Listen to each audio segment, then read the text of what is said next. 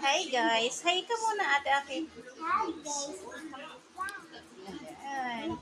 Gusto nyo po, guys, napaka ano niya, yung ang galing niyang gumawa kahit sa isip lang niya, nagagawa niya yung ganitong mga drawing or hindi drawing yung sa clay. Tapos tingnan mo muna yung isang ano niya. Oo. Ayusin.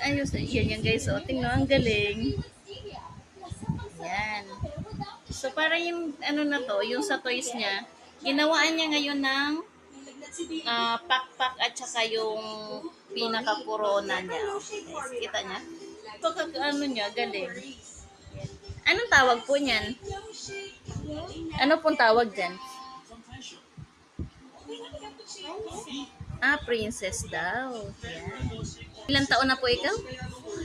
Yan, 6 pa lang po yan guys, pero iyan na po ang nagagawa niya.